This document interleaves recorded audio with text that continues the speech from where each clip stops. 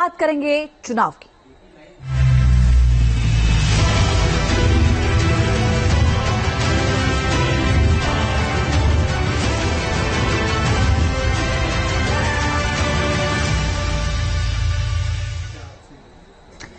BJP ने अपने 195 उम्मीदवारों की लिस्ट कल जारी की। इस बार बीजेपी ने 28 महिलाओं, ओबीसी वर्ग के 57 नेताओं को मौका दिया। वहीं युवाओं पर भी मिशन 370 पार को पूरा करने के लिए पूरा भरोसा जताया गया है। बीजेपी की पहली लिस्ट में क्या क्या खास है, ये हमारी रिपोर्ट आपको बताएगी।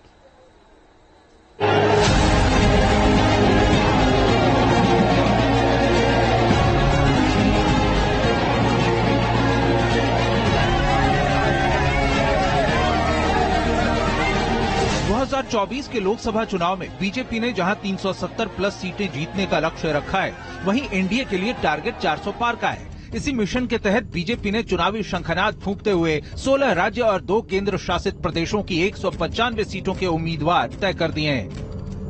29 फरवरी को केंद्रीय चुनाव समिति जो माननीय प्रधानमंत्री और माननीय अध्यक्ष जी की उपस्थिति में हुई, उसमें 16 राज्य और 2 केंद्र शासित प्रदेश में से 195 सीट्स का निर्णय हुआ। बीजेपी ने कई हैवीवेट उम्मीदवारों की सीट तय कर दी है। उनमें पहला नाम प्रधानमंत्री मोदी का है, जो वाराणसी से लगातार तीसरी बार चुनाव लड़ेंगे। वहीं गृह मंत्री अमित शाह इस बार भी गुजरात के गांधीनगर से चुनाव लड़ेंगे। इसके अलावा रक्षा मंत्री राजनाथ सिंह का लखनऊ से टिकट बरकरार रखा गया है। अमेठी से एक बार फिर स्मृति ईरानी ही चुनाव लड़ेंगी।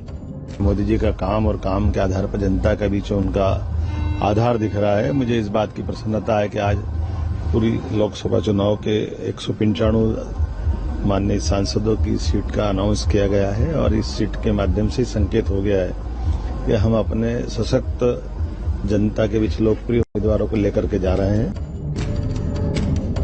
पीएम मोदी ने 2019 के लोकसभा चुनाव में वाराणसी से 4,79,000 से ज्यादा वोटों से जीत दर्ज की थी।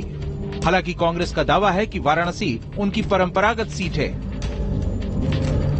उम्मीदवारों की पहली लिस्ट में बीजेपी ने महिला शक्ति और युवाओं पर भी पूरा भरोसा जताया है।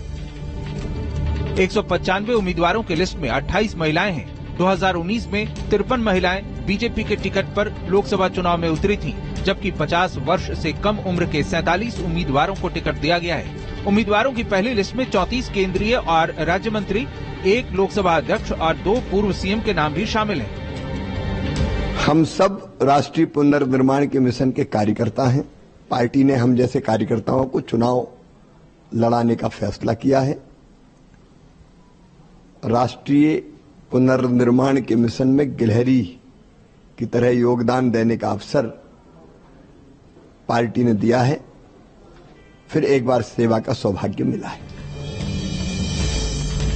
सर्वाधिक आबादी वाले पिछड़ा वर्ग को अपने पाले में खींचने के लिए विपक्षी गठबंधन जिस तरह से पसीना बहा रहा है, उसे देखते हुए इस वर्ग पर अपनी पकड़ को और मजबूत करने के लिए बीजेपी ने भी जवाबी तैयारी कर ली है। बीजेपी की पहली लिस्ट में अनुसूचित जाति से 27, अनुसूचित जनजाति से 18 और पिछड़ा वर्ग से 57 उम्मीदवारों के नामों को जगह दी गई है। वैसे लिस्ट में शामिल तमाम बड़े नामों पर नजर डालें तो कई केंद्रीय मंत्री समेत ज्यादातर सांसदों का टिकट बरकरार रखा गया है। लेकिन इस बार महिलाओं और युवाओं के साथ साथ पिछड़े समुदाय पर खास फोकस कर बीजेपी ने मिशन 370 पार की जिताऊ रणनीति तय कर दी है।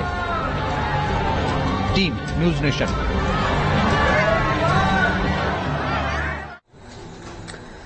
2024 के सियासी संग्राम के लिए बीजेपी